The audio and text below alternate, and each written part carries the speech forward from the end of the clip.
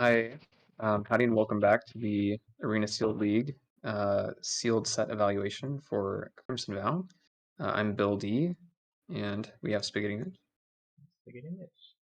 And yeah, we're going to start with the white commons and uncommons from low CMC to high. So first up, we have Piercing Light, which is an instant for 1 white mana that Piercing Light deals 2 damage to target attacking or blocking creature, and scry 1. Pretty simple card compared to the multicolor stuff we've been looking at so far. We've seen cards like this in the past. Just a cheap situational white removal card. They always perform pretty well. The scry 1 is an addition here, so I like it. It's a card I don't want to play too many of. I'm not entirely thrilled to play. But if you need some removal, especially early game removal, it's fine to have. It's gonna determine. It's actually gonna be dependent on this set how many like 2 toughness or 1 toughness things you really want to kill. Yeah, how important is that? Because usually this comes at like 2 mana for 3 damage, In red, or yeah. even 2 mana for like destroy tap creature in some forms. Yeah, true. This is no destroy tap creature. I like this early game because the scry is like usually important early game. Especially if you're trying to be defensive. This is gonna put a block on the you don't want to do this on a blocking creature. It usually doesn't work out that well, but you can do it if you want to trade up or something. Yeah, It's not prime removal or anything, but I think I like this card at like C minus. Not taking it highly. These gradings are in effect like how highly we take it in attack. So yeah, you're saying C minus? yeah, I think C minus for this. Yeah, agreed. I was going to give it as well. Okay, hold on to the next card here. I have Traveling Minister. It's a human cleric for 1 mana. It's a 1 mana 1/1. And it has 1 activated ability, which is target creature gets 1/0 until end of turn, and you gain a life. Activate only as a sorcerer. Only as a sorcerer again. It's such an instant speed type of thing, but Oh, it's like Soul Mender, but better, but it can't be better. Oh. when you give a creature 1/0 and gain a life, it seems so instant speed to me. It's, well, you see it coming, but you don't have to pay for it. You don't have to pay for it, so it's a big. It's not like tricky or saving my mana to buff my creature in combat. Yeah, I mean, it depends if you really want lifelink, Late but game. Yeah. really want it. Yeah, this isn't making the final cut too often. 1 mana 1/1s that are just kind of usually don't make the cut. They're usually cuttable. I'd Yeah, probably take it's. this at B plus. What about you? I would say just a D. I don't think it's doing enough advantage. That is true. Yeah, you really want the life game for this to make it higher than that. I'll stick with B plus. Why not? Alright.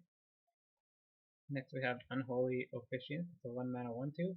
Vigilance. I mean, Activated. It's a vampire cleric, so what that matters. And it has an activated ability for 5 mana to put a 1/1 counter on it.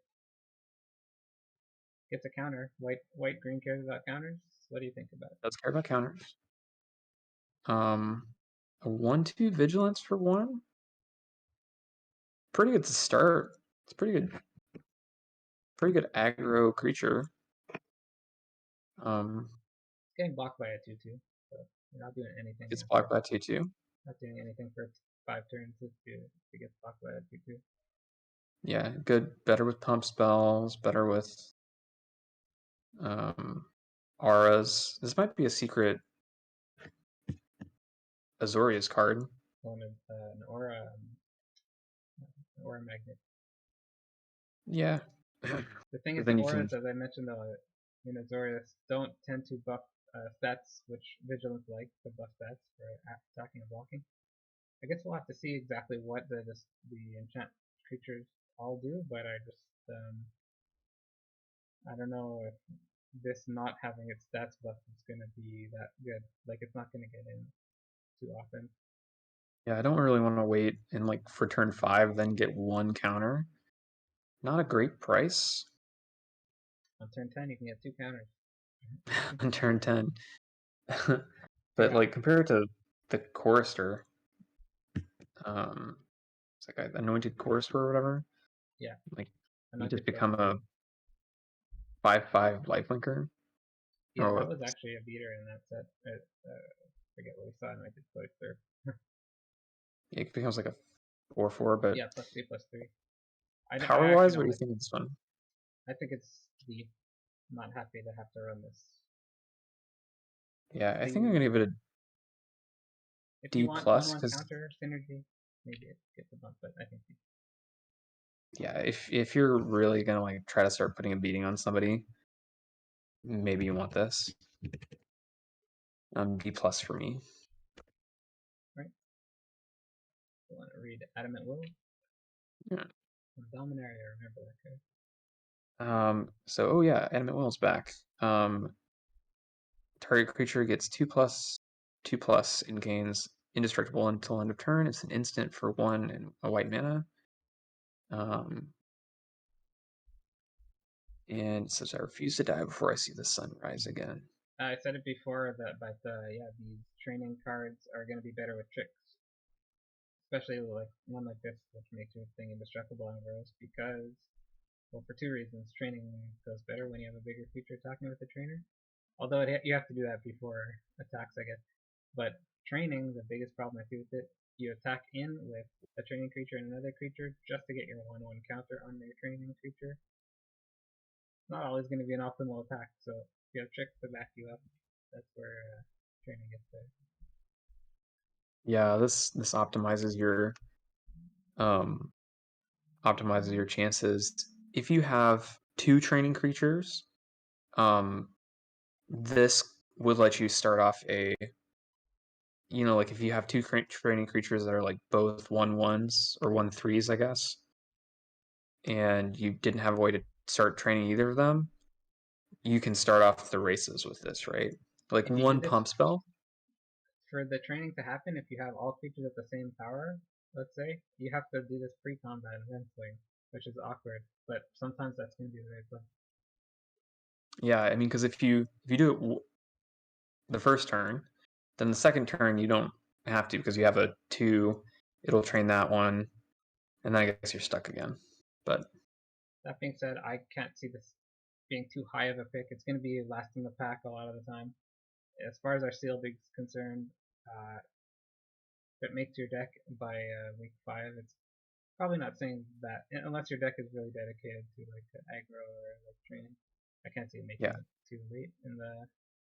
I can't see it being too high in the pick order. It's probably C minus.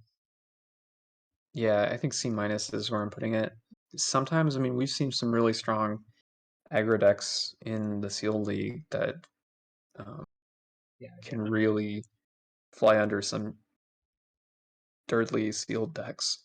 this actually also just acts as a 2 mana protect my creature from your removal spell card, so it's something to say. You Yeah. have some bombs that you want to protect.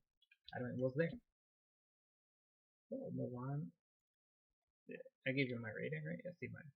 Mm-hmm. Alright, we'll move on. Oh, this is a flip card. It's called Jog Skull Infantry. It's our first 2-drop creature, 2 mana 2/2, 1 white and 1 colorless. That's all it is on the front, but it has Disturb, so we're going to see a common version of Disturb here. Disturb is 4 mana, 1 white and 3 colorless. I like this card so much. It's just simple. 2 mana 2/2. Goes on your creature. Neither of these cards is a card you want to play in your deck ever on each side, No. but it's 2 cards in one. That's the beauty of Disturb. And it's not even a good Yeah, rate 4 mana for 2/2, but I'm getting 2 cards for 1. I like it. I mean, it's straight playing something on 2. You just like in a draft deck, this is just gonna be good stuff. It I like helps the you quick later attack on. is 2/2 better than this, but of course, an enchantment that's like free on the front of a 2-drop, on the backside of a 2-drop, not complaining. Yeah, I think so often in the set environments nowadays, you just want to be doing something on 2, even if it's not like a flashy play on 2. Having something out there is really good. Yeah. I'd say this is going to go on a lot of decks when you draft it. I'm not cutting this from my deck when I draft it. It's ghostly armaments. What do you like this card at for C. rating? I guess I'm considering, do I give it a C plus? I think it's a C at least. Exactly what I was thinking. C or C plus. Am I taking it above a bunch of stuff? I think so. I think it reaches C plus because of the versatility. Putting 2/2 on a creature, they don't answer that. Game's not lasting too long. They have to answer when you just on the backside of it. And the You put flip on a side is flyer. thing about your 2/2s, they end up dying eventually, and that means you're gonna get another spell out of it. Yeah, I think C plus is pretty good. I'm on C plus too. C plus All two. right. Oh, Fierce spiky mechanic retribution. first. First, we didn't see this mechanic in all of the signposts on commons. It's pretty interesting. This is like the cleave signpost or something, or stake post. Sorry. Mm-hmm. Um, I don't know what vampire this is, but he's dying. So Fierce Retribution is a 1 and a white mana for an instant at common. It has a cleave cost, and cleave means it's sort of like Kicker in reverse, where Kicker adds things to your card. Cleave takes away keywords that are in the brackets. So on this, you can see it says destroy target bracket attacking creature, close bracket creature. I said creature twice, but so if you Just read the damn card, audience. semantics, read the You cards. get it. So if you pay only 1 and a white, 2 mana, you can destroy target attacking creature, which, like we said before, that like deal damage to attacking creature. Like this is the premium version of that. Basically, like you're destroying a tapped creature that's basically coming at you. But having a 6 mana fail case of just kill something, pretty good. A bit overcosted, but because of its versatility, I like it. I think this card's pretty good, and I actually kind of look at the cleave cards like as a different way of them doing those split cards. We haven't seen split cards since Ravnica, I think. But it's like Yeah, one side could say one and a white destroy target attacking creature, and the other side could say 6 mana destroy target creature. A lot of the time, you yeah, want to destroy attacking creatures though, and killing for 2 mana any creature doing that, no matter how big it is, that's gotta be good. Then you have the yeah, backup. and yeah, this does exactly the thing you want. Like it doesn't get around the value rare or the value thing that's ruining your day, but it kills the big thing your white weenie deck can't deal with. So Usually black gets these really cheap removal cards. This is quote unquote situational, but the situation of attacking you. It's just bad against stuff that you want dead. That it's bad against stuff that you want dead that has an ability on it that doesn't require it to attack. That's really making it dangerous. So basically, stuff that has text on it that you can't deal with. But even yeah, then, at 6 mana, you can remove those. once you get to 6, you can do it. So I think a B is what I'm gonna give it. I was thinking B minus. Um, Actually, what's going to depend on how much card text is super threatening in this set in general, I guess. Attacking creature though, I'll say B minus. It's I'm gonna be happy to have it in my deck though, so it's in the B range for sure. We'll go on to the next card here. Nurturing Presence. It's an enchantment aura. Come on, it's not on the back of the card. It's a regular Hmm. enchantment aura for 2 mana, 1 and a white. Each creature has whenever a creature enters the battlefield under your control, this creature gets +1/+1. And when this enters the battlefield, create a 1/1 flyer. So you're getting a 1/1 flyer spirit for 2 mana right away, and you're putting this enchantment on someone that gets 1/1 It this turn. Yeah, so it does spot you a creature, I guess. Not bad.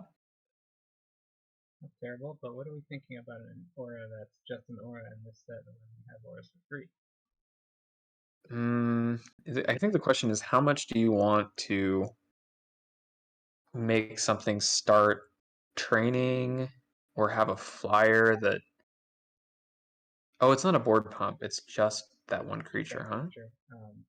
I don't think we have stuff like Clarion Catharis from Midnight. Is that what it was called? where you get 2 creatures on 1 card that come in. This thing will get pumped twice. I don't think we have too many things that bring in multiple creatures from what I can remember. I don't think it's really. I don't think you really want to spend a lot of mana on this. It's 2 mana. It suffers from auras, and auras are typically, they don't draw you a card right away. You're risking getting 2 for 1. And this thing dries up pretty quickly. Like, you have to have a creature entering the battlefield. Yeah, I don't think this is strong at all. I'd probably take it at D. Yeah, I think I'm gonna give it a D minus. We're getting closer and closer to that mythical. Or actually, yeah, it's pretty close to F. Sorry? Pretty cool. A Parish Blade Trainee is a 1 and a white for a 1/2 human soldier at common. Straight up fighting this werewolf here. It says training. First instance of a training creature. So training is when this creature attacks with another creature with greater power, put a +1/+1 counter on it. When Parish Blade Trainer dies, put its counter on a target creature you control. Sign me up. So, yeah, we saw a couple of creatures like this in Strixhaven where it dies and you put its counters on a different creature. This is our first instance of actually seeing a training card, though. We saw like many synergies with training so far, but this is our first sign of it. This is our first look at an actual training card. This guy seems like he might be the, or she might be the they. Yeah, I'm not gonna presume. I don't know what gender this werewolf is either, but I think the trainee is going to be maybe the premium training, like, common, right? What are they fighting? Wolf dressed up as something, or like someone pretending to be a Oh wolf? yeah, it's training. Oh, it's Oh a training duh. dummy. It's not actually a wolf. I'm like, why is that wolf dressed like it's pretending to be a wolf? It's a scarecrow in wolf clothing. That's pretty good. It's like the stuffed bear of wolves. So yeah, I'm actually skeptical about training. If it gets going, it gets going. But you need to be in a situation. This comes down. Then you play a 3-drop that's bigger than it, which is going to be hard if you have a 3-drop. Then next turn, you got to be attacking into something that's worthwhile attacking into, or what's this doing? Like, if you don't have a good attack set up, what's this doing on turn 4 when you swing with a 3-drop? And I want this to be a 1-drop. Yeah, a 1-drop would be pretty nuts. But what was the creature that in Strixhaven it like gave its counters to another target creature? The student? Star Pupil or Star something? Pupil. Yeah, Star Pupil. And that you got it for free. This doesn't die into anything if you don't put counters on it. There's not too many cards in white that say put counters on creatures, I don't think, in this set. There's training, which does that. So that ability is not too relevant unless you start training it. I'm just skeptical about the training deck in general. I don't think I'm going to take this too high. Of course, if your training can go off, this is a fine 2-drop. But it being able to attack productively is what I'm skeptical about, even on turn 4. I think I'm not too high on it. I think like B+. If the training deck is super good, it's fine, but I'm just skeptical. What do you think? I think I'm gonna give it a C minus. I think you've convinced me that the blade trainee might not be able to get in The other too reviewers easily. are like, so high on training. Yeah. I'm like, sometimes you can't attack because you're gonna get traded down. So, Sanctify. It's looking like our first sideboard card. It's 1 and a white, sorcery, and destroy target artifact enchantment. You gain 3 life. Not even at instant speed, even when you get them. Yeah, this is a good example of a sideboard card. You see they have, if you see it's best of 3, or if you're in a sealed league, and they have some artifact or enchantment you can't deal with, just throw this one out there. And there's a lot of enchantments in this set actually, but you're getting 2 for 1 because they already had a thing die usually. Yeah, I think F straight for your sideboard. Well, no, I wouldn't call it an F if it's a sideboard. Like, for what it does, 2 mana to do this, gain 3 life. Fine. You can kill their blood tokens for gain 3 life. No, I wouldn't say F sideboard, but yeah, it's like very low pick order anyway. D sideboard. Like, it's not bad at what it does. It's just bad. Okay. Oh, this reminds me of Right. a card in Ixalan that killed dinosaurs similarly. It's called Vampire Slayer. 2 mana 2/2. Oh yeah, the Dino Slayer, Yeah. I don't know if Dino Hunter, Hunter. Dino Yeah. Hunter. And so it kills basically. It's a 2 mana 2/2, but it's infinite damage. It's basically death touch to vampires. And it doesn't Yeah, have reach, even though it has a crossbow. I'm mad. but look at this. It's like Yeah. the Slayer's like wiping their face. I just killed this vampire. Got There's blood in their face from shooting it point blank. did not notice the dead vampire that looks huge in the back on the first look at this. Oh no, this is Kaya, Is that Kaya? When right? Kaya saved her village, Barit realized even vampires could be killed. I think this is Barit. Ooh, maybe this is Oh, this is Barit. This is Barit. I don't know Okay, if that's someone we know already, but maybe we will soon. maybe we'll know Barit. She seems pretty cool. On a common. First seen on a common. So what do you think about a 2 mana 2/2 that has death touch vampires? I like it. There's a ton of vampires in the set. Gotta kill something at the wedding. They often have 1 or 2 HP, toughness anyway, so I'm not sure how much the death touch matters to it. But 2 mana 2/2s are serviceable if they're gonna go in every deck. You need your 2/2s. Sorry, your 2 drops. C with it. I think it's C minus. I was gonna say C, but I don't think the ability is too relevant. Yeah, I'm just a sucker for a 2/2 with upside.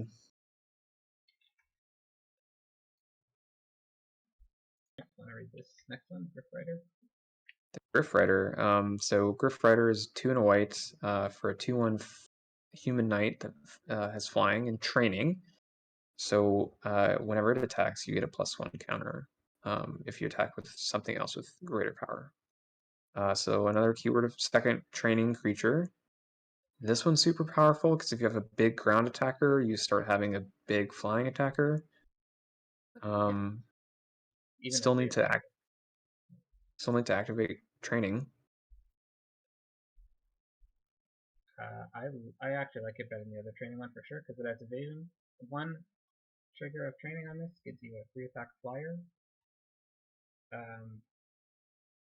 Yeah, you need to set up 3. I want a 2-drop with 3 attack, like specifically. If this is in my deck or still in my deck. Not that this card isn't good without it. I think it's still just fine without it. But if you got a couple like 3/1s, I don't know if there's a 3/1 in white. So this thing, I think we're seeing a lot of things that are like lining up to be really synergistic with mid, and maybe especially for that like the paper set that's coming out, the double feature, because like Harvest Tide Sentry Mm-hmm. in this guy. Oh yeah, green. I was thinking there's often white 3/1s. I don't know if there is in the last 2 sets, but there often are just vanilla 3/1 white creatures. I'm looking at actually that goblin actually in some AFR that gets first strike when you attack with 6 or Oh 7. yeah, That kind of that thing. guy. Well, this gets first strike immediately with it, right? Because it What's that no, card it's called? not. We should see what the card's called here. I could So look it up. whenever this creature attacks, and then Hobgoblin. Hobgoblin Captain. We're both looking. Are you Probably looking at whenever which it card? attacks. So you can order the triggers though, right? Yeah, yeah. Path tactics. No, no, because it says if you attacked with creatures with total power 6 or greater. Um, I'm still liking it. so because it will count when you attacked, you had 5 power. Yeah. It wouldn't trigger, but whatever. Next renewal. I still Uh, like it. I think a C. yeah, we're thinking about cross synergy things for our league here, which we should take into account. But yeah, any vanilla 3/1 and 2 mana. Obviously, you can get 3 attack for uncommons or rares a lot, but you're looking at commons and a 3 attack common that's going to be a 3/1. That's good synergy with this. I think I like this at if it triggers once, I'm happy. It doesn't have to trigger right away either. I think it's C. I do think it's C. It's kind of in there as fine to have in my deck. You're going to see a lot of these in drafts, I think.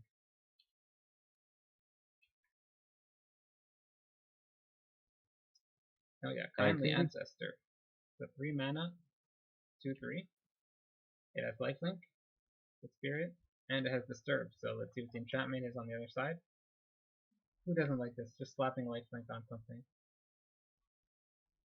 Oh, I it's think in a lifelink is really good if you got any sizable creatures in your deck. 3 attack, 4 attack, 5 attack things, so slings the game so hard. And you got it for free on a 2 mana 2/3 lifelink. yeah. This is 3 mana 2/3 lifelink.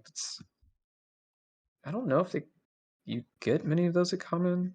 It's lifelink is it's pretty good. I'm I totally like gonna it. think this is a flyer when I want so many spirits that are supposed to be like flying and just aren't. It ain't flying, but it's a 2/3. It just looks like it's like flying though. Yeah, there was a blanket. And Sister's Embrace. I also like adorable cards. Yeah. Thank you, grandmother.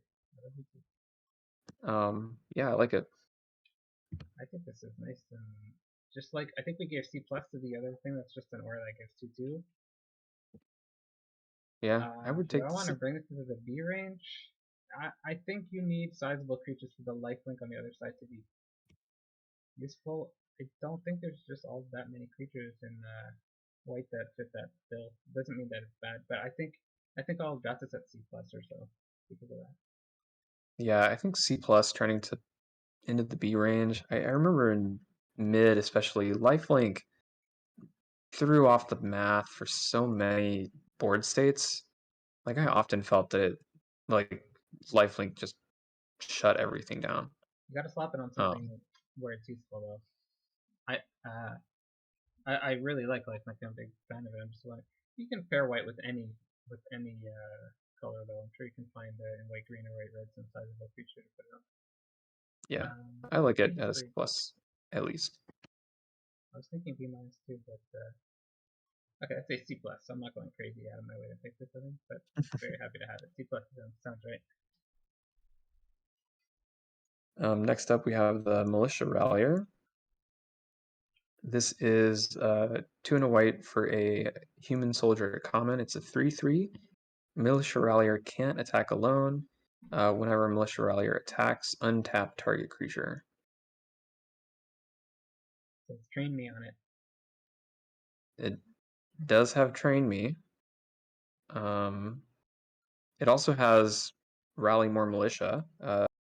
Starts to have Pseudo-Vigilance if you have another one. It's hard to get beefy just like 3 mana 3/3 type cards in white, and this like comes down and blocks well better than white usually does. Hard to attack in Yeah, color. it's totally hard for stats. Blocks. And the last stuff we've seen is 2/3, at least in white. Vigilance too to either it or the other creature. You get the choice when they're attacking together. Yeah. I think this is just gonna be solid. It's gonna probably do what you want it to do. I think it's solid too. Can't attack alone is the drawback, but I don't think you often are in a Yeah, situation where the downside. only want this because you're gonna have training creatures too. I think it's C plus. I think I'm gonna say C because like, imagine you play a 2-drop, play this on 3, and they kill your 2-drop, Can't attack, and but it'll defend. Yeah, it can defend. it's a defensive card, but it's also offensive. It's weird. It's good defensive, but it's best offensive. That's the strange thing about it. Yeah, it depends on if your white decks are gonna wanna be really aggro, or if they're gonna be defensive. If there's a defensive archetype. It might be a C, but I think I'll put it at C plus. I think All right. be a bit better when it plays out in the draft. So. Next we got Sigarda's Imprisonment, which is an aura, just an aura on the front, no backside. It's 3 mana, enchanted creature, can't block or attack. I don't know why I said that part because this is not an aura you want on your cards. I thought that's what we were gonna get. This is something you put on a different creature. And it says exile enchanted creature for 5 mana, 4 and a white. And you create a blood token, which is the first white blood token we saw. Maybe no, maybe. I think it's the first white blood token we're seeing. And what do you think of this? So this is Luminous Bonds with like a late mana exile. I like it. It's a sack set. There's exploit creatures running around all over the place. Yeah, it's not gonna feel good to get a creature sacked when you removed it for 3 mana and then they get value out of it. It's 8 mana to get this fully off the field, which you don't want to be doing that. But still, 3 mana Yeah. remove it from combat. Just that. Not so bad. Yeah, I mean, these pacifism effects have always been pretty reasonable, but with a sacrifice theme and exploit, you may not get as much mileage out of it as you may otherwise see in previous sets. One thing though, these are bad for the exploit, but it's actually good if you're against Disturb, because you don't want those to die. But Yeah. you really want to remove the Disturb cards are usually small and not that significant. So are you really winning if you remove it for 3 mana? Probably not. I think in general that makes this not too good, but you could pick it but not highly. I think it's something like C minus. Yeah, I think I agree with you. C minus. There's the upside. Definitely in sort of early week removal spell. If you have to play it, it'll be totally fine. And I never want to activate this to get a blood token. I never want to have to pay 5 mana after already removing it to activate it. Yeah. Love, Ooh, love the art on this card. Erstwald Shield Basher. Thought this was going to be a dwarf, but it's a human soldier at common for a 4/2 for 3 and 1 white mana. It has whenever Erstwald Shield Basher attacks, you may pay 1. If you do, it gains indestructible until end of turn. Is what? It's a common? this glad you reacted that way because actually this is like my if anything's a sleeper. I think this is like really strong. I think it should be costing 5 mana or something to be that good because looking at training your stuff for free. Those bad attacks I talked about, well, they got a lot better when your 4/2 just needs to pay 1. This isn't threat of activation though, because you pay it right away, but it's not that much. Yeah. Not that much of a loss. They need an Yeah. extra to block this.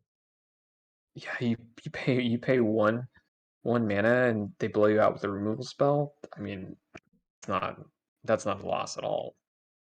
White's with a 4 attack creature too, and get strong. This I, thing's strong. this would pull me into white if I had 2 of these. It's no, look, I see this on like 5 drop. 4. This goes down on 4. Swings hard. I like this card a lot. What do you think? I didn't think about my grade yet. What do you think? I think I'm giving it this a B. Yeah, I was thinking B or B minus, but yeah, I know. We're grading the signposts on commons that are on B minus or whatever. I want this more than a lot of those actually. I think B. Yeah, I mean this card, in my opinion, is you'd be happy to first pick it.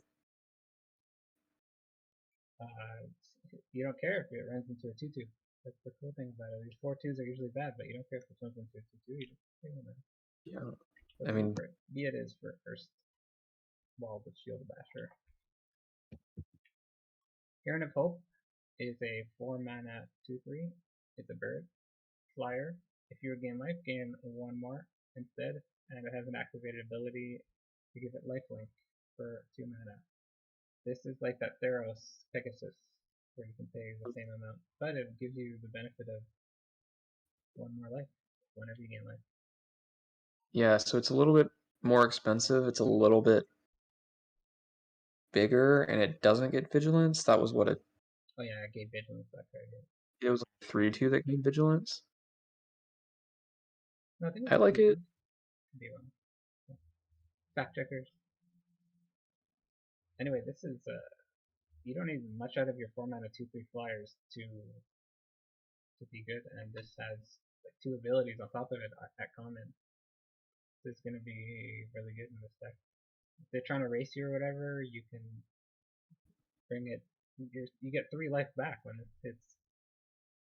Yeah. I think it's good. I'd say Oh, draft the set, but I think B minus. how I think B minus. It can't go higher. It can't go higher than B minus. It's C plus or B minus range. It's yeah, I think honestly I'm gonna give it probably. I I think I'm think gonna give it's it a C. C. I think I'm gonna say C plus. C plus. Just because I don't know how many.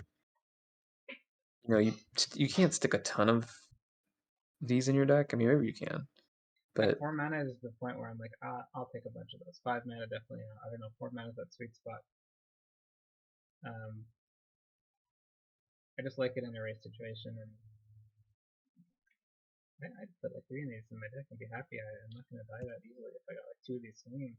Take 4 mana to anyway. yeah, I don't go. I might be ending up C plus on this actually. Okay. We have Not good for training or anything, but Supernatural Rescue.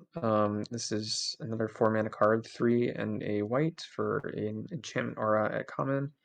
Spell has flash as long as you control a spirit. When you cast a spell, tap up to 2 target creatures you don't control. Enchant target creature you control. Enchanted creature gets +1/+2. weird card. Everyone said weird card when they reviewed this. Yeah, this is it's combining a bunch of cards with a conditional flash, which you probably have if you're playing white blue or whatever it's supposed to go in, but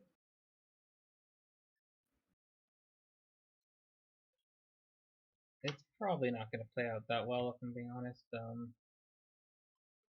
4 mana to do this. It's a big beating if you end of turn flash this on your thing, which you don't always get to though. But it could be a big beating if you're in a race and they like hold back 2 blockers, swing with something else. You flash this in, yeah, do a big swing. I think this is like the like if you're trying to find some win condition for your Azorius deck, you're like, okay, I'm gonna tap you and deal that final 4 damage with flyers. I can't say I'd take this too highly. 4 mana. I want this on the back of a spirit. I want this to be a disturbed cost, what we see on the top right. Yeah, I'm in agreement with you. I'm not looking to put many of these in my deck, or any, maybe a D plus. You're desperate for enchantments maybe, but yeah, D plus sounds right. Got 2 more comments here at white. We have Heron Blessed Geist. It's a 5-drop. It's 5 mana 3/3 flyer. And when it's in the graveyard, you can exile it for 4 mana and create 2 1/1 spirit tokens with flying only as a sorcery, and weirdly only if you have an enchantment on the field.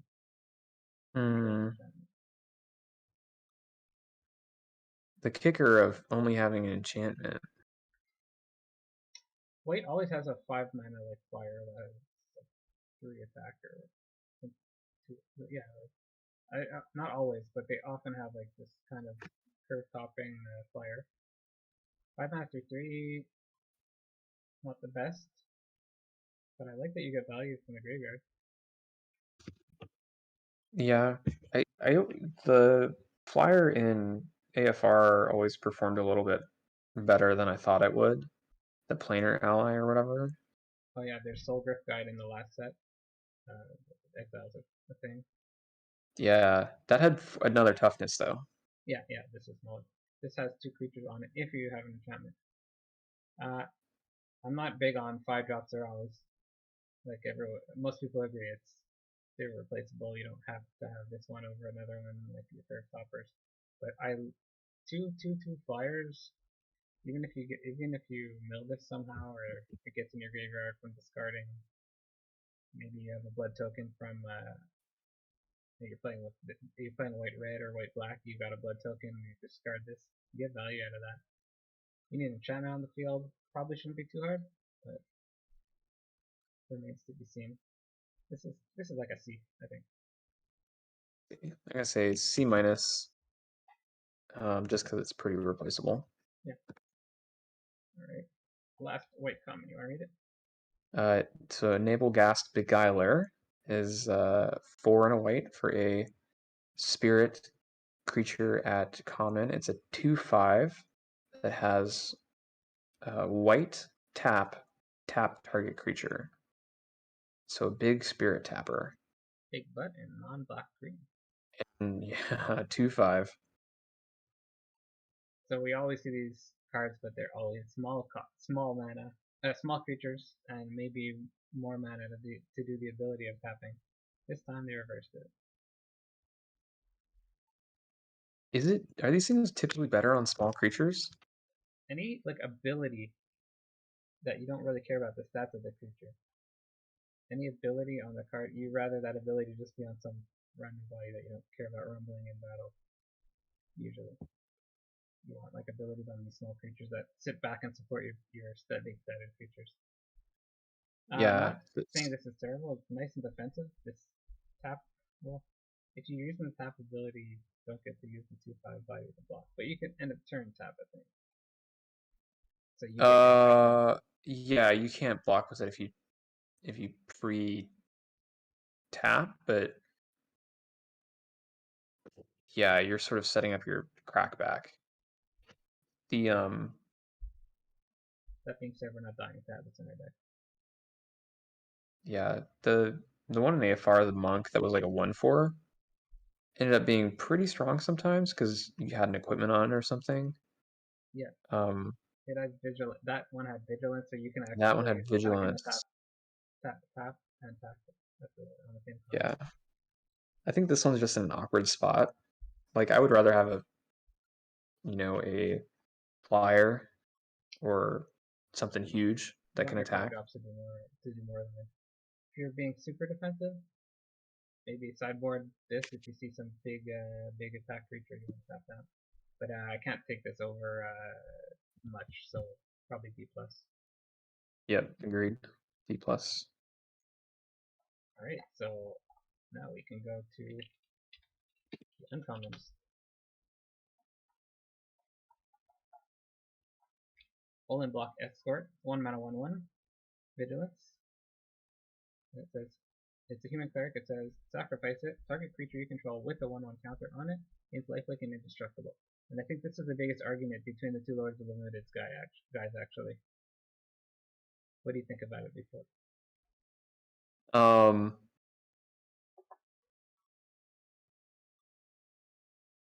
so it's in an awkward spot because you want your low drops to be the ones that are getting counters, and you want a vigilance thing to be getting counters.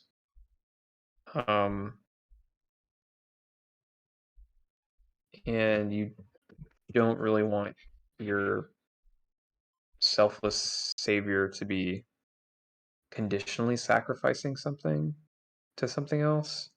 It's Um, it's helping out a creature that's probably your more threatening creature because it has a 1/1 counter on it. That's what it's working for. It gives yeah, it I lifelink think and indestructible. But you're right. You don't want it to be situational to get this working. if you're really heavily into that deck and it's gonna work for you, or you have a lot of counter synergy, then this probably will get you there. Um, It's a fail safe for your one creature. They often have 1 mana 1 mana white drops that do that kind of thing. There's a dog I don't remember which set, and there's the one in constructed that gives protection to the protection from a certain color to a creature of your choice. I think you don't want it to be situational though. I don't see once again I don't see too many 1/1 counters in white just being thrown around. It all relies on training, which I'm skeptical about how well that's gonna go. yeah, I think the opportunity cost is pretty high in this guy. Um, I don't want it in my deck. C minus is where I'm thinking. I was thinking more like D. I don't want it in the deck. I don't think. Yeah, I'm gonna go D plus. Yeah, if you really want it, you're gonna know you want it. Radiant Grace is a flip card. It has one white for a enchantment aura at uncommon. It's enchant creature. Enchanted creature gets +1/+0 and has vigilance. When an enchanted creature dies, return Radiant Grace to the battlefield. And enchant player. Creatures enchanted player controls enter the battlefield tapped. A curse. It's a curse. It's an aura curse. Curses are something we've So seen in the last two sets actually. There's a couple Yeah, down here so too. you enchant something, has vigilance, they have to kill it, and then you curse them, and then all their stuff enters tapped. Big that could be a big step. I'm not incredibly high on taking this for my deck. I wanted to get more than one O. I like the vigilance for 1 mana. I don't think it's worth a card the front of this. The back is strictly good if you're aggressive. Uh, we don't care about them coming in tapped if you're not attacking them. So it's got to be an aggressive deck for the back to get any value. The front, it's just not doing enough. I like vigilance, but it's situational that you want vigilance. It's where you want to attack them, but you don't want to get attacked. It's too situational. Vigilance is like a defensive thing, kind of offensive at the same time. But I think in the deck that you're gonna play this in, we're just gonna have like flyers or spirits or something in the air. You know, give one thing an extra point of power, you initiate training, and then you start downsiding for not much of a downside other than sticking a 1 mana spell in your deck. I think the aggregate upsides are gonna be good. It's a unique effect, the back of this, though, so yeah, we don't have too much information about how it plays out. I feel like it won't, unless you're going aggressive. Actually, I would be happy to have this in my deck if I'm going super aggressive. That'd be actually good to include. I'm not gonna take it highly though. If I'm already in the draft, then I'll take it. But in general, I think it's probably B. Yeah, I'm gonna give this like a build around grade. Like if you're gonna kind of take this and line up a super aggro curve, it'll be good. They also have to If kill the thing. not, They don't kill. Oh no, I guess since it's vigilance, you can have it blocked too. yeah, you can, since it has vigilance, you can always set up it to die. Yeah. Um, you're saying D? Yeah. I'm just gonna go straight C. Bride's Gown. Kind Oh of no, cool. this is It's a your. pair card Yeah. paired with another card we'll see in black. Oh, I'll read it. Okay, so Bride's Ground, 1 white and 1 colorless. It's an equipment artifact. Equipped creature gets 2/0, and it has an additional 0/2, and has first strike as long as an equipment named Grim's Finery is attached to a creature you control, and the equip cost is 2. So you're getting +2/+0 unless you got that other thing drafted and in your deck, or in your sealed pool, and played. So basically it's 4 mana to give something 2/0 until you got that other thing, which is real not good. If you have the other thing though, they could be on the same creature or a different creature, and they're gonna get an additional 2 toughness. That's the substance HP. And this one gives first strike, and the other one gives death touch. What do you think? Yeah, I mean, you equip it to the same creature, and it's a 4/4 first strike death touch. After drawing Plus, them, drafting them, and playing them, after drawing or drafting them both together, and in a flipping. normal sealed pool, 40 cards, you might have a better chance of including it. I wouldn't say in a draft you want to go looking for these to pair them because you might never see the other one. No one's thought of But this in a idea, but having 3 of these, of each having having like more than 2, having like 4 copies across both of them. yeah, if you have a bunch of copies of these, it can be punishing, but you're also spending a lot of mana and deck space to. Yeah, you got a bad deck if you have 4 copies of these. Yeah, and it's not terrible on its own. You know, it's like a Marauder's Axe kind of, I guess. Yeah, Marauders. Jousting Lance is similar, but that gave first strike. That was in Dominator. I can't take this highly. It's if you want both of them, you'll get both of them probably because they'll both be if they both open in the same draft. But I can't give it more than a D. I think just on its face. It's just 2/0 for 4 mana. Yeah, As equipment skill, it's whatever. I think if you have both, you would stick both of them in your deck, and if you didn't have both, you wouldn't try to get either of them.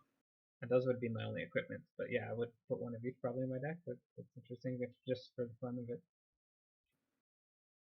I think I'm giving it. I'll give it. I'll give it D plus actually. D plus? D plus. Yeah, I'm gonna give it a D plus as well. Did you say D or Donald Duck? Donald Duck, yeah. Yeah, okay. Circle of Confinement. You can go. So this is a enchantment for 1 and a white at uncommon. When Circle of Confinement enters the battlefield, exile target creature an opponent controls with mana value 3 or less until Confinement leaves the battlefield. Whenever an opponent casts a vampire spell with the same name as a card exiled with Circle of Confinement, you gain 2 life, which is probably never going to trigger. Yeah, it's basically 2 mana, get rid of a 3 or less. I like it. It's Glass Casket, which was really good. Did that get rid of only creatures? Because a lot of these effects in white get rid of any permanent. I'm not sure if that. Casket was creatures, I think. Okay. Let me see. I'll make sure. 2 mana removal spell. These are always like just decent. I wish it could remove more than 3 or less, but it's only costed at 2. The 2 life we could basically ignore. I think it's something like a C. Just fine to have in there. Yeah, I think it's a C. Things you really want to remove tend to be higher cost. So you're looking at Glass Casket. Yeah, it's a creature. Okay, so it's similar to that. Right, so I gave that one a C, and now we're on to Dawnheart Dice, which is a 2 mana 1/3. Always have a couple of those in the sets. When you cast an enchantment spell, gain 2 life. So it works for the blue-white enchantment deck. It works for the black-white gain life deck. It's an uncommon. On the surface, you'd think it's a common, but it's an uncommon. What do you think of that? I mean, it's a 2-drop that has some upside. Still not super excited about it because in gaining 2 life whenever you cast an enchantment, you're not really doing anything other than gaining life. And usually when I'm gaining life, I'm trying to either race or trigger something else. And this isn't doing either. I agree, and then again, this is going in my white deck if I have any kind of just a few enchantments lying around, which equals disturb creatures, because those are enchantments on the back. It's just going to be the 2-drop I want in that deck probably, and in the black-white as well. That's probably about it for this card. Yeah, I don't think I'd have any qualms playing it. So, where were we rating this? C minus, probably C. Yeah, sounds right. C minus. C. No, it's like no. I think C minus is good. Yeah, I don't think it's going to trigger as often as you want it to. When it does, it's just small upset. Which you don't need 2 mana. Oh, I was asking if there's a 2 mana 3/1 in the set for your for what card was that? There it is. Fleeting Spirit. The flying the bird, the 2/1 with training. Yeah. This is your this is the activator.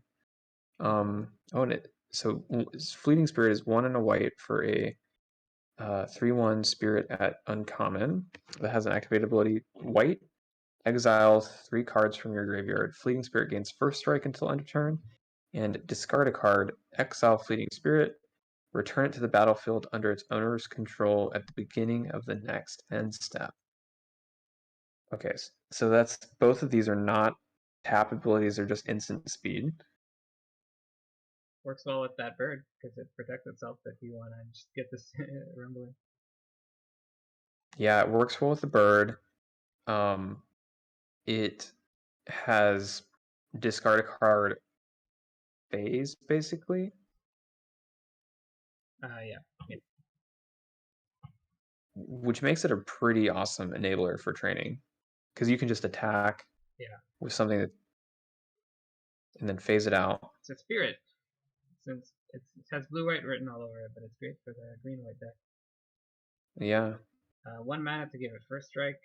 Obviously, you can't do that much or early, but upside. And the rest is like, here, I'm training everything. Anything you want. Yeah, you can't get first strike really quickly, but you can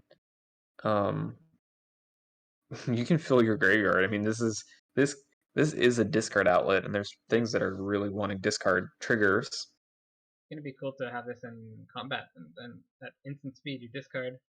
Oh no, it's not on the battlefield if you discard the card. See, it's not like never mind. I was gonna say you can fill up the graveyard during combat. I mean, I would see in a turn where I like play that, you know, the 2/1 flyer, attack with this thing on the ground, see what happens, If you have the things and in your graveyard, it's not looking good for the opponent. yeah. And even if you don't, what are they going to do? Block it? You toss a disturb card and make it go away, and then you have a 3/2 flyer.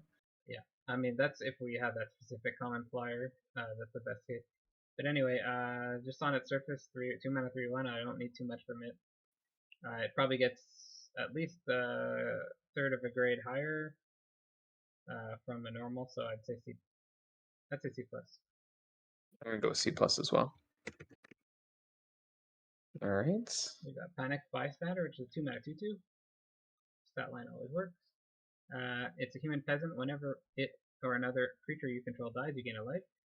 At the beginning of your end step, if you gain 3 or more life this turn, you can transform it. Help, there's been a horrible murder. And there's actually a black card on the back. Cackling Culprit. Oh, oh, Oh, he murdered them. oh yeah, yeah, yeah. Well, they all fall. They fall for it every time. Whenever Cackling Culprit or another creature you control dies, gain 1 life.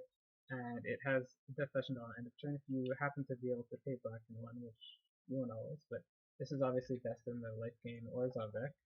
And the 2 mana 2/2, it's 2 mana 2/2 with sometimes pretty significant upside, even without the flip, is just fine. It goes in a lot of decks.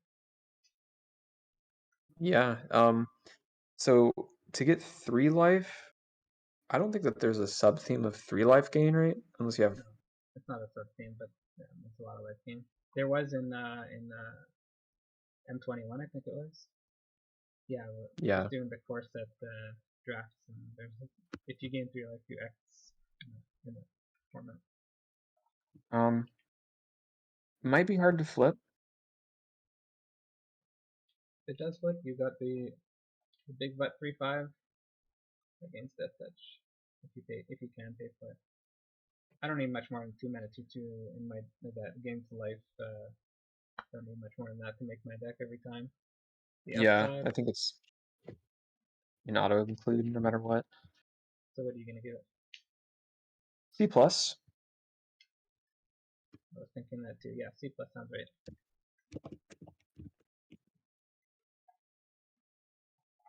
All right, Twin Blade Geist. It is a 2 mana 1/1 double strike. Double strike, first time we're seeing that. And it has a backside that you can cast for 3 mana. The Spirit Warrior on the front. The 3 mana backside is Twin Blade Invocation, and you guessed it, it gives something double strike. That can be a beating. Oof. So this is like fencing ace strictly better. Fencing Ace was just a 2 mana 1/1. Fencing ace was a 2 mana 1/1 double strike. Okay, yeah, it wanted to be buffed in various ways in that set. I like this a lot. I mean, it trades as a 2/2, If and the then opponent doesn't have an answer to the backside on a creature, that's game over pretty quickly. yeah, I like it. I would Okay. also say plus for this probably. Yeah, C plus sounds right. A lot of these cards with Disturb fall in that range. It's like I would normally give it C minus or C if I only had one side, but because it has both on one card, we're giving it C plus. Yeah, it's a common thing. You want to read this one, Valera Stance? Yep. Valor Stance is 1 and a white for a instant at an uncommon. You choose one. Target creature gains indestructible until end of turn, and destroy target creature with toughness 4 or greater. Good card. Part of the Flexible. reason why drafting is better nowadays, sorry, not better, it's just that we can have no problem filling out the deck with playables. Because they put 2 cards you don't often want to play, and they're like kind of situational on one card. So it takes away the situational aspect of it. Either save a creature from removal or in combat, or destroy 4 or greater. All at 2 mana. Usually it's 3 mana for the 4 or greater thing. Yeah, usually you have the 4 mana, or there was even that in AFR, wasn't it like 4 mana for that same card? Very It could be. expensive. I've seen that sorcery speed too, also in some sense. Oh, this is toughness 4 or greater. That was power 4. So it is toughness 4, which maybe with the toughness themes matters. You might want more, but There's more you big know the ones flying around than normal. yeah. But But a you 2-mana also don't necessarily. instant to do that. It could be a 6/6. You're killing it for 2-mana instant. This card's good. I think I like this card at. I think it at B minus. I'd be happy to have it in my deck. I think so too. Yeah, B minus sounds good for me. I mean, if you don't get that removal, save it. Save your best creature from removal. It's really good in the training decks. Oh yeah, you're talking about Which this card? no, the other one, Oh, but this is this one seems to have that theme too. You read it. oh wow. So Army of Cathar is also good for your training decks. 1 white white for a sorcery uncommon. It's got 3 dudes or ladies on the art, and they're all having swords. Until end of turn, target creature gets +3/+3. Up to 1 target creature gets +2/+2. And up to 1 target creature gets +1/+1. They gain vigilance. So this Cathar Crusade is about to happen. I like it. This is gonna be one of the biggest analysis paralysis cards for sure. There's a lot of choices and a lot of math to be done before you cast this card. That being Yeah. said, what it gives you, I would expect at like 5 mana. Vigilance on all those creatures, and 6. So that being said, this is a good card, I'd say. It's not going to be good in every situation, obviously. You're going to have 1 or 2 creatures on the battlefield sometimes, but the fact that they get Vigilance, I think it's called Alpha Strike when you just swing it all out. I don't know what Alpha Strike is, but Yeah, you you don't just have to swing worry. You grow your swing guys everything. bigger than them. Maybe if they're lucky, they get to kill your 2/2, which is now a 4/4. But usually, they don't get the crack back. They get Vigilance. Yeah, I So mean, and if you have like flyers around, this could simply read up to end of turn, deal 6 damage.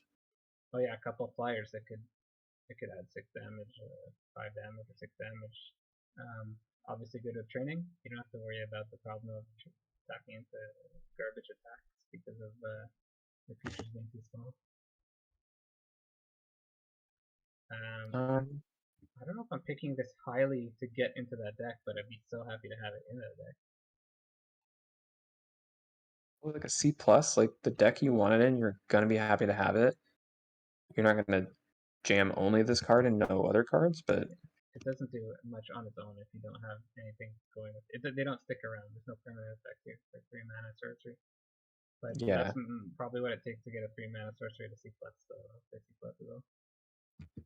You're gonna say B plus? No, C plus, the same as C B. plus. Yeah, C plus for me as well. Don't put more than 1 or 2 of these in your deck because you want to limit the things that don't stick around. It's not even a trick, but it's good for what it is. So distracting Geist, 3 mana 2/1. Spirit. Whenever it attacks, tap target creature defending player controls. And disturb for 5 mana. It is Clever Distraction. Enchanted creature has that ability. When it attacks, you tap a creature that the opponent controls. Typically, this has been a really good effect. Territorial Hammer Skull, and it's like an elk or something from M19 that does this. Mm. That was crazy good.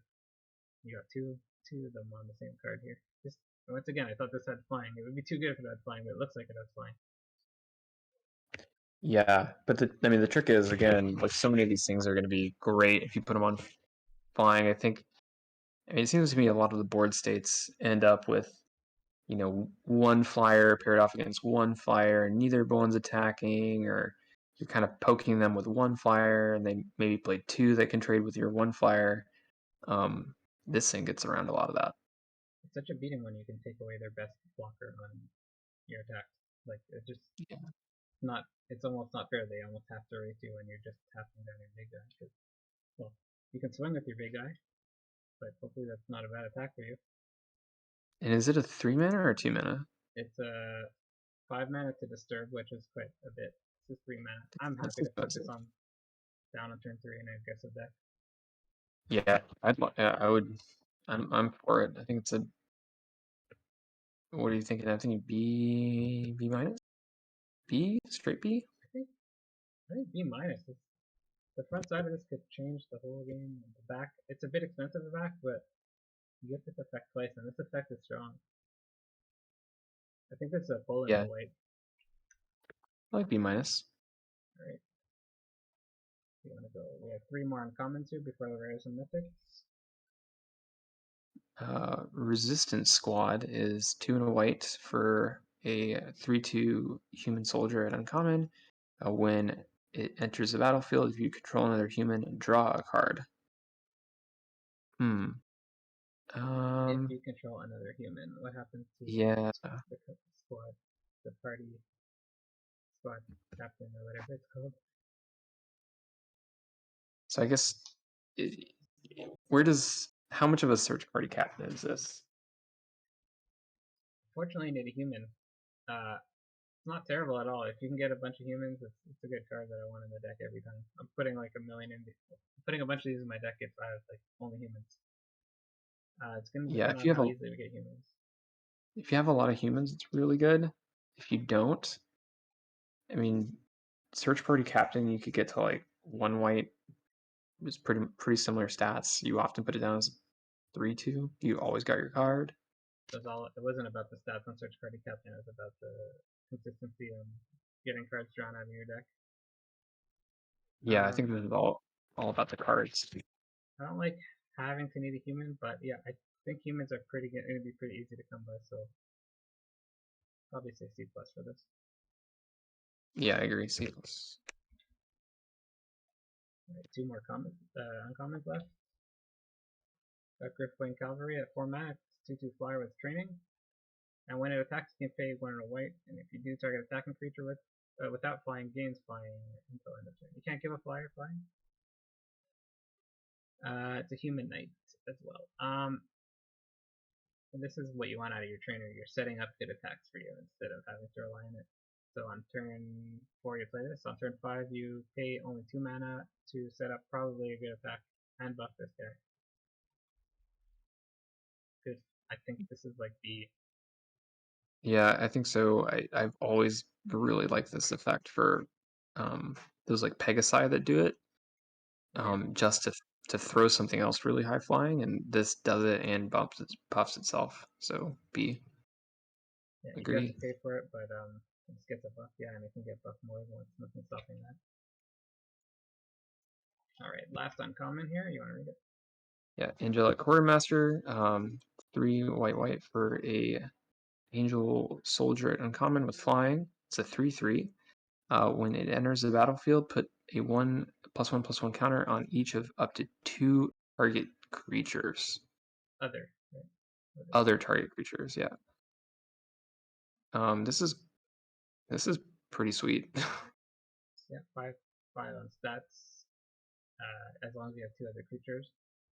And even if you have 1 other creature, let's say you're getting 4/4 stats and 3 of it's flying.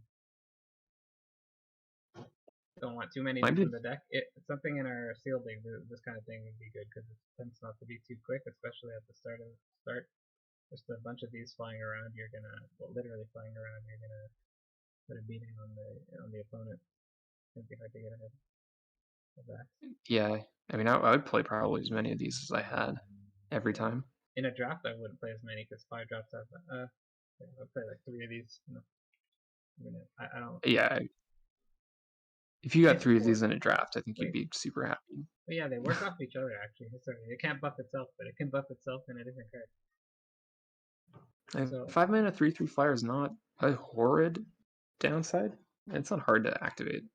Compare this to the other 5 mana 3/3 flyer and white that you can exile it to get 2/1/1. That's actually very similar because it's 2/1/1 counters. You have to work for that though, and I think you need an enchantment. You need enchantment up the field for that card to get the ability. I think I like this at B minus. I'm gonna go B with this.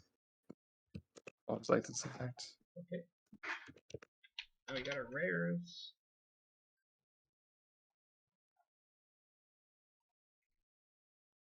What do you think of this card? So Hopeful Initiate is a white mana for a 1/2 human warlock. with really sweet art. It says training. Whenever it attacks, you get the +1 counter. If you have something else attacking its higher power, remove 2 +1/+1 counters from among creatures you control. Destroy target artifact or enchantment that activates for 2 and a white.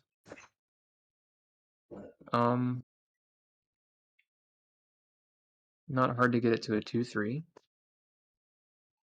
The extra text on it, though, it's not going to come up too often, but it's extra versatility. Why not? Enchantments are going to be common, artifacts less so. It's fine. I'm not like really dying to get this in my deck, but it's fine in your training deck. I don't see why not. So I think it's like C. Yeah, so I think the play pattern is that you play this on 1, play something on 2, you attack. They're probably not going to have a block for it.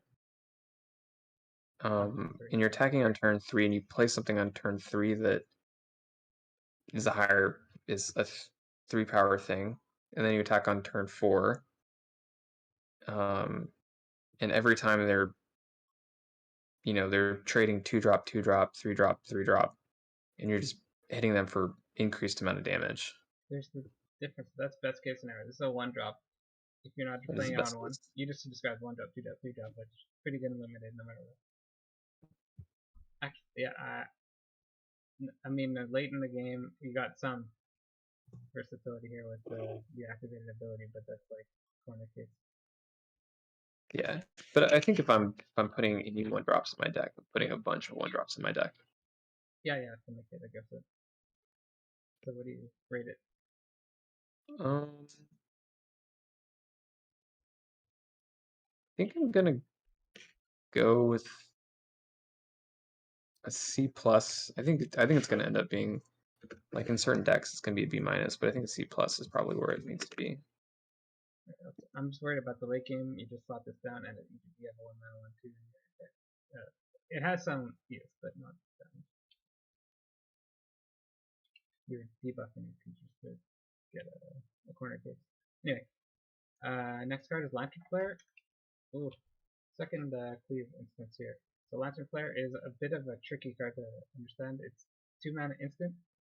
Lantern Flare deals X damage to target creature or planeswalker, and you gain X life. X is the number of creatures you control. So we've seen that in the white before. But the cleave cost is actually white-red X, and it has nothing to do with your creatures if you cast it for white-red X. It just does X damage, and you gain that much life to a creature or planeswalker. So it's like Helix. This is a weird card because even when you're able to do the cleave cost, sometimes you might actually want to do the original cost. Definitely a nice card. Removal, life gain, versatile. Be careful if you're casting this for the one that cares, the cost that cares about the number of creatures you have. Be careful your opponent doesn't like instantly remove one of your creatures. Well, all in all, a good removal card. White red is definitely gonna want it. How do you get X? Sorry. Where does X? Yeah, this is confusing on your first thought. If you cast the cleave cost white red X, the X doesn't care about the number of creatures you have anymore. It's literally just that's how much damage you're doing is the X. So you do 4 mana. Oh yeah. Damage. Okay, I got it. It's the stuff that's inside the brackets that gets cut. So its fail case is just number of creatures. Yeah, I like this. What's it called? From the last set we had a white red card that just did 2 damage, gain 2 life, and you can flash back for 6. Reminds me of that kind of. But Sacred Fire. Yeah. And so how far? Damage though. This does more than 2 damage if you want to stick the 6 mana into it. Yeah, if you're in white red, it's a 4 mana. With flash. So you have to pay 5 to make it a Lightning Helix. Yep. Yeah. Or you can do it for early game with like 3 creatures on the board for removal and life gain. Yeah, I think the most case you're gonna do is, you're gonna turn this into a like Lightning Helix for 2 mana, more than you're gonna turn it into like a Zenith Flare for like a ton of mana. But I'm you happy to put can, this so in my white deck without red in it too. Something to think about. yeah, I would play this without white. Or without Without red. red. Yeah, I think this is like a B card. It I doesn't like it. always I like it construct at B. like the best removal, but the life gain too has versatility. What did you say for the initiate, by the way? D? Initially I said I think I said C. I said C. One of the most famous cards in Magic, apparently. Next. Yeah, Thalia, the Guardian of Thraben. So she's back. She's 1 white for a 2/1 first striking soldier that has the. There's some name for this edict, I think, but it's non-creature spells cost 1 more to cast. So sorry, counterspellers. Oh yeah, it's bad against. It's bad for blue players. 2 mana, 2 on first strike, just awesome anyway. Don't need much more going on for it to help. Does hurt you, but potentially, but you get to control it and make your deck around it. Yeah, first strike on a 2 mana creature. I like it. B minus, I think. Yeah, exactly what I'd say. Voice of the Blessed. So it costs 2 whites. So white. It's a spirit cleric. Whenever you gain life, put a 1/1 counter on it, like a Giant's Primate. As long as Voice of the Blessed has 4 more 1/1 counters on it, it has Flying and Vigilance. And as long as it has 10 or more counters, it becomes indestructible if you haven't won by then. Hmm.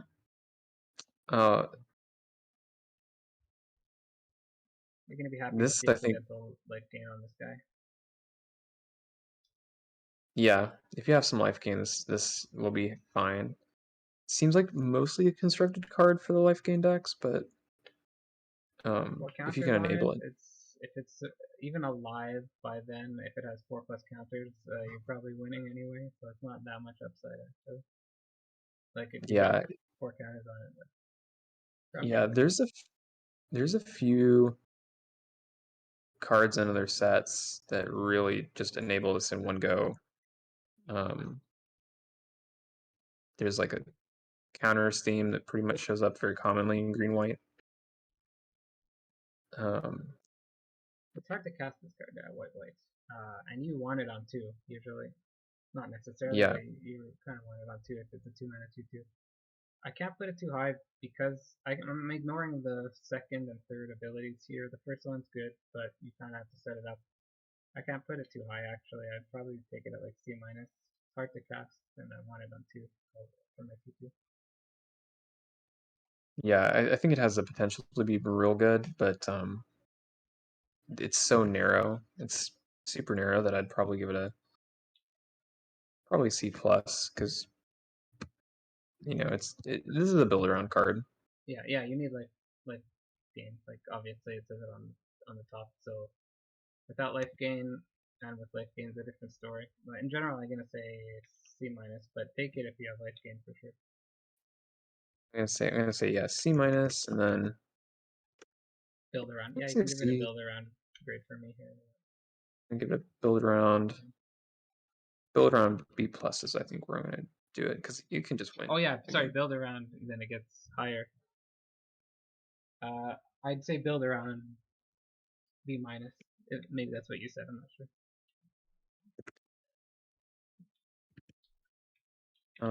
Catilda. You got a legendary creature. Catilda. She's back.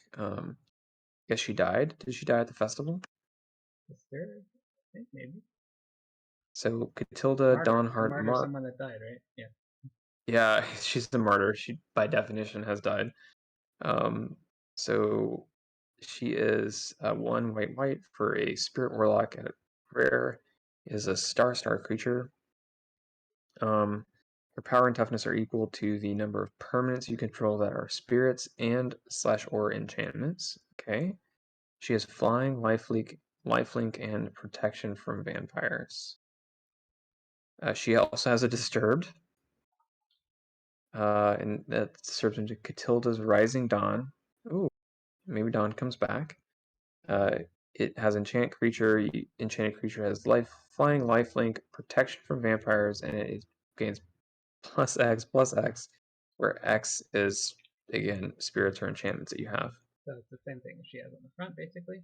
Flying, Lifelink, protection from vampires.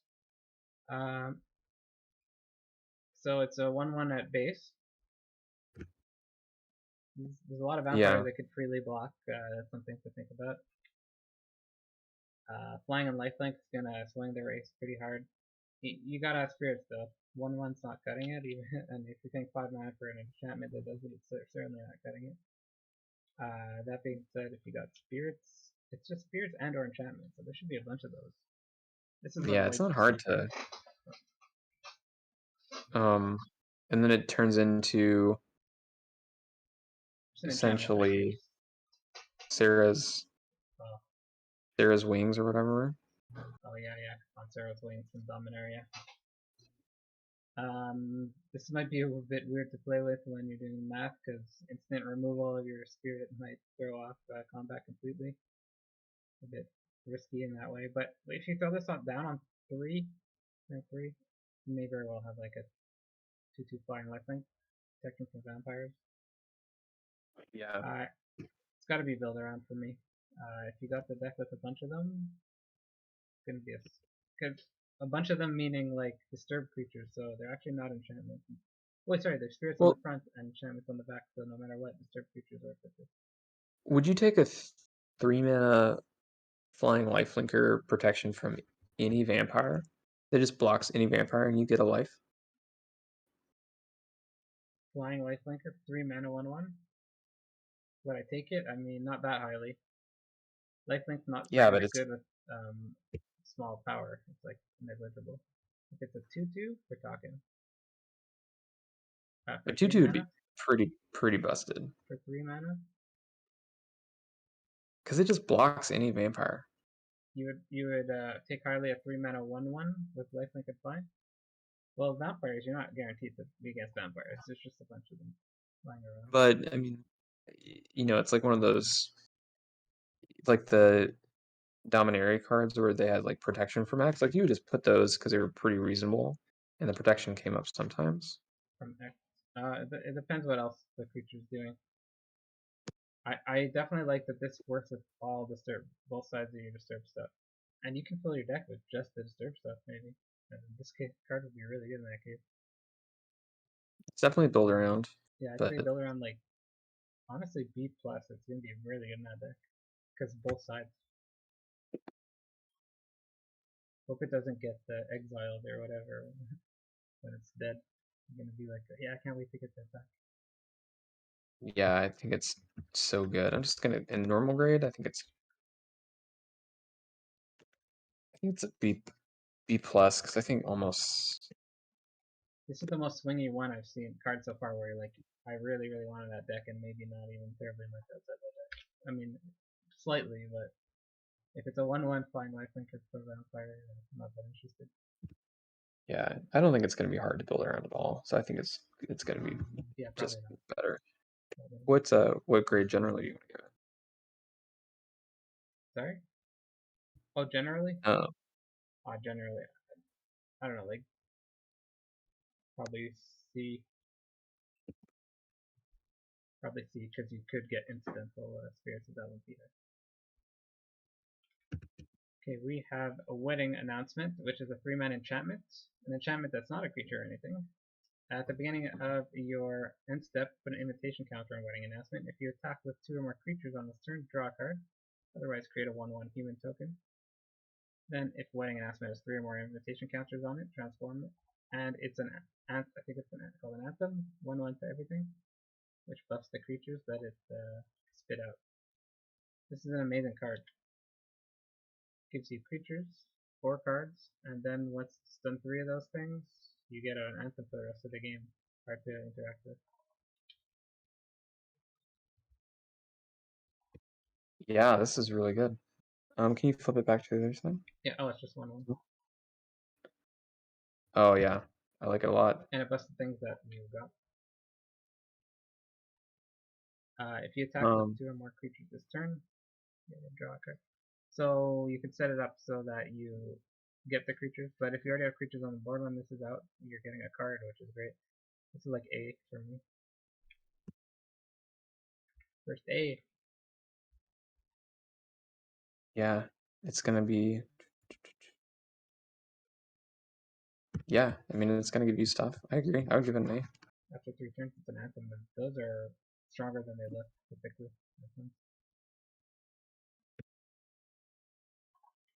All right, want to read Welcoming Vampire? Yeah, Welcoming Vampire. Looks like the adversary from mid. It's 2 and white for a creature vampire. It's flying. Whenever one or more other creatures with power 2 or less enter the battlefield under your control, draw a card. The ability triggers only once each turn. Oh, that's nice. Yeah, Yeah, it's like Militia something or other. yeah. That card was like, I think this card maybe like an A minus. Yeah, it's not hard I to mean, get cards out of it. Other than that, the floor is 2/3 flyer for 3. yeah, and it's A minus. tokens. Doesn't have to be non-creatures. Power 2 or less is like so many cards in your deck usually. Yeah, A minus. Not too much more than that. Right, a couple more rares. Well, this is a highly talked about card right here. By invitation only. It's a 5-mana sorcery. It's a sweeper.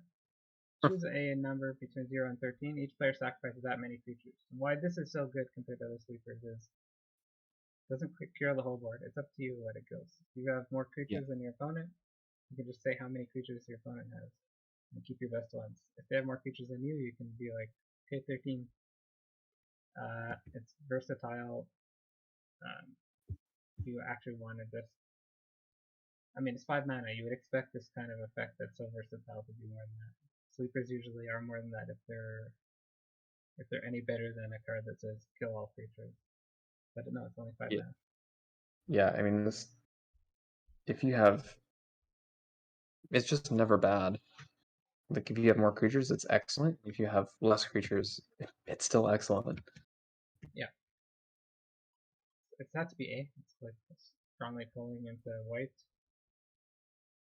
I don't like Yeah, giving sleepers A in general, but it's because of that this might situation where you have be. 4 creatures and they have 3. Like you're keeping your best one, which is insane, insanely good. Yeah, I mean, it may be A plus range, but I'm gonna say A I'll because say it doesn't win the game or something. A plus is I like reserving for those like answer or I win.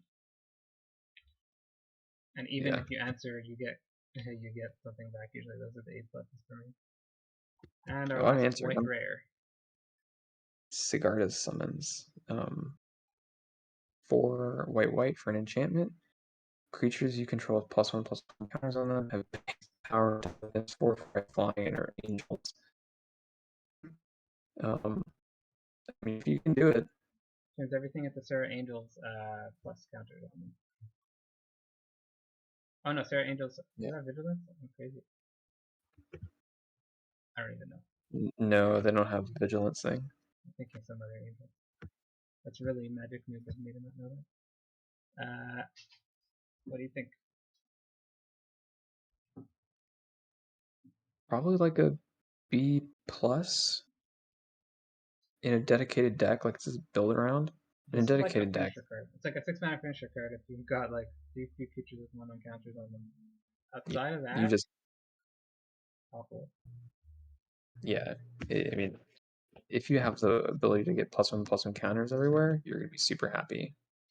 How easy is If that going not, to be? As I said a couple times already, training is going to get it done, but there's not too many cards that do it actually. White often does, white and green often do, but there's no like flop a counter down here or there like there usually is.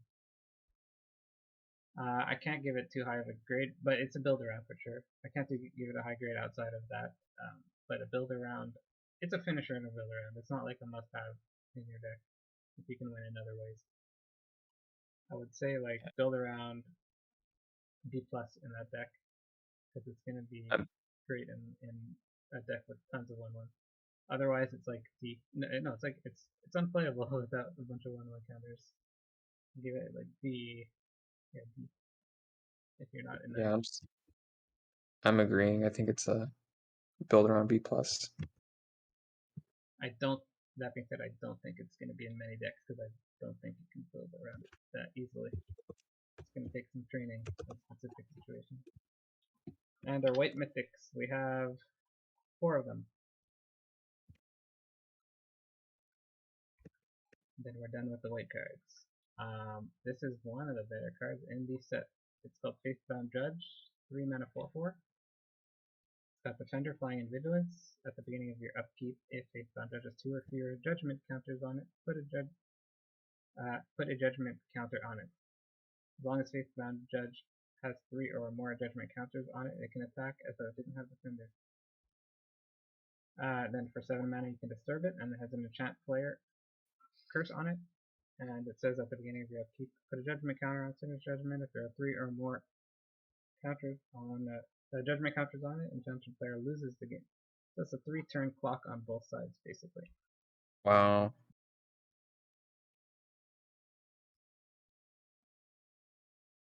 So yeah, 3-turn clock on both sides. It can start attacking, getting into combat as your 3 mana 4/4 Flying Vigilance after 3 turns on the front. And you get to disturb it if it ever dies and is dealt with, which is usually something they have to deal with. For 7 mana, and they have 3 turns or else you win to deal with this. Yeah, it's a house and a win condition that you just get to have. Yeah, interesting. A lose the game, alternate lose the game situation here. There's not too many cards like that. There's alternate win conditions, but it's an alternate lose. Yeah. As opposed to decking yourself or something. I mean, A. Yeah, gotta give it A. Its downside is that it doesn't do anything to block at the start, and it can get exiled. But outside of that, it's gonna be a tough to win against it. What about Savior of Olenbach? Savior of Olenbach. 1 white, a mythic human soldier, 1/2 that trains. Whenever Savior trains, exile up to 1 other target creature from the battlefield or a creature card from the graveyard. When it leaves the battlefield, put the exiled cards onto the battlefield under their owner's control. This is interesting. So it doesn't do anything except 1 mana, 3 mana 1/2 until you've trained with it, and that takes obviously something else attacking with it that's bigger. And once you do that, you can do the interesting thing of taking away their best blocker. Yeah, you just continuously. You can exile something from your graveyard or their graveyard, but you probably shouldn't do that. But if you take something out of your graveyard, that thing is coming back when this dies. This is a weird card to put my finger on in terms of how good it is. You want to train with it. As we said a bunch of times already, if you're not training with this, it's actually bad. And how easily can you set up the training? You're gonna have to help this train, and once it does, you get to reanimate it. You basically have a death trigger on this that says reanimate my best thing that was in the graveyard. Best thing about this is that when you attack, you can take away the best blocker, which makes your attack probably better. I can't give it too high because of the setup cost, but I think it's less good than Brutal Cathar, yeah, but it can be better. You like a card that says ETB take away a creature, as opposed to go and wait till your next turn and 2 creatures survive and then you have to attack and then you get the ETB. Yeah, but if you set up the train, yeah, it steamrolls. They get to do it again and again, probably. You get to do it again and again and reanimate 2 things on this side. High floor, low ceiling, high ceiling, low floor. Like an hour and a half into the white cards get making it my way. I can't give it too high because of the drawbacks of this not working. I'd say B minus or something though. I could see it being a B though. I could see it being a B actually. I like the situation of removing their best creature actually. I'd say B.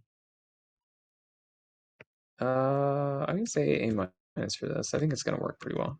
Okay. Yeah. Once again, it depends on how easily training is going to go. Which play your combat tricks if that's going to be an issue. All right, 2 cards left. Cemetery Protector. It's a 4-mana 3/4 with Flash, Human Soldier. When Cemetery Protector enters the battlefield, exile a card from the graveyard. And this is a cycle. We're going to see this a few times. There's Protectors, or Cemetery cards. I think they're all, are they all Protectors? I don't know.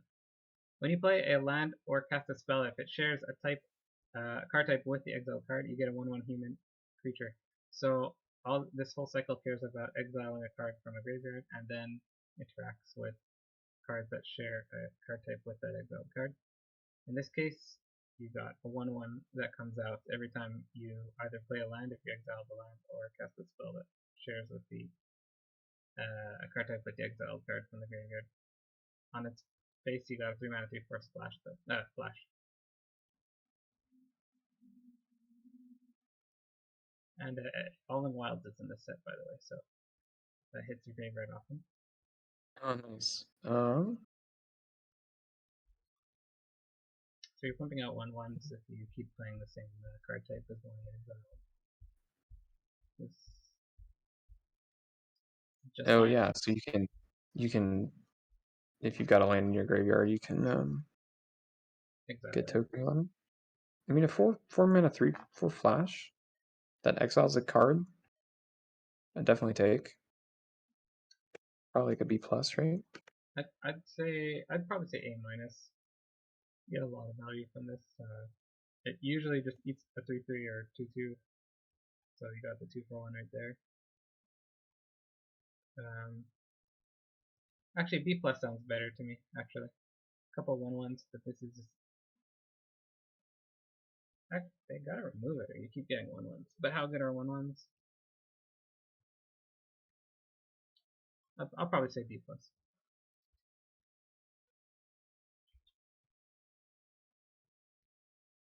All right, last one. Do you want to read it? Yeah. Hallowed Haunting, 2 white for a enchantment. As long as you control 7 or more enchantments, creatures you control have flying and vigilance. Huh. Whenever you cast an enchantment spell, create a white spirit creature token with this creature's power and toughness are each equal to the number of spirits you control. Want enchantments with this? How many enchantments? For limited, we could almost disregard the top. Yeah. This does nothing when you play it. It's a bad sign for a 4-mana enchantment. It's gonna. It's an F. Yeah, I was thinking F. I mean, let's say you go completely all out on enchantments. Let's say it's built around for that, but it's for most cases it's F for limited. Yeah.